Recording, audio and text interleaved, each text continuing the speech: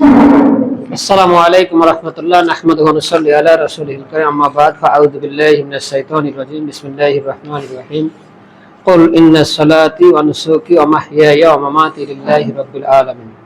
আল্লাহ রাব্বুল আলামিন বলছেন যে বলো, নিশ্চয় আমার নামাজ, নিশ্চয় আমার কুরবানি, নিশ্চয় আমার জীবন এবং মৃত্যু আল্লাহর জন্য।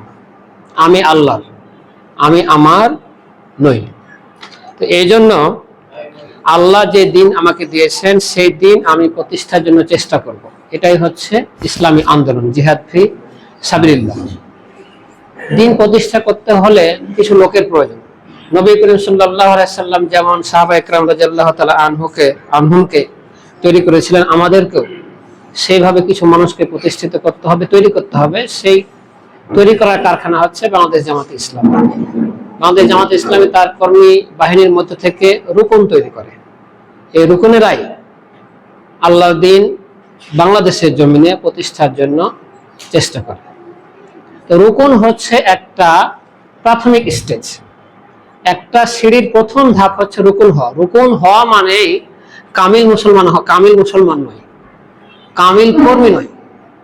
কামিল বলতে যারা ছিলেন তারা হচ্ছে সাহাবা ইকরাম রাদিয়াল্লাহু তাআলা আনহু, আর আমরা হচ্ছি রুকন। রুকন হলে আমরা প্রাথমিক পর্যায়ে যাই। এই জন্য এই রুকন থেকে যদি আমরা সর্বোচ্চ পর্যায়ে যেতে চেষ্টা করি তাহলে আমাদের মধ্যে 5টি চেতনা থাকতে হবে।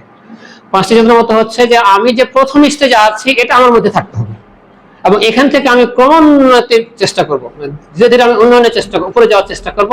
এই চেতনা আমার মধ্যে থাকতে হবে, এবং আমার মধ্যে থাকতে হবে যে আমি যেন কোনোভাবেই আমার মান ক্ষুণ্ণ না করে, আমার মানের যেন কোনোভাবে অবনতি না ঘটে।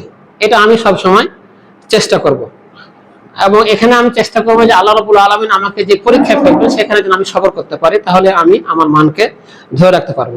তারপর হচ্ছে যে হেদায়েত পাওয়ায় মানে হেদায়েতের উপর স্থির থাকা নয়। নবী করিম সাল্লাল্লাহু আলাইহি ওয়াসাল্লাম বারবার দোয়া করেছেন যে আল্লাহ আমার অন্তরকে তুমি বক্র করে দিও না। তার মানে আমাকেও সবসময় দোয়া করতে হবে আল্লাহ রাব্বুল আলামিনের কাছে যেন আমি এই রুকুনিয়াত টিকে রাখতে পারি। তারপরে 4 নম্বর যেটা হচ্ছে সেটা হচ্ছে যে আমাকে সাক্ষ্য দিতে হবে। আমি যদি আমার রুকুনিয়াতকে টিকে রাখতে চাই, ক্রমান্বয়ে উপর দিকে যেতে চাই, তাহলে আমাকে সাক্ষ্য দিতে হবে কি? সত্যের সাক্ষ্য।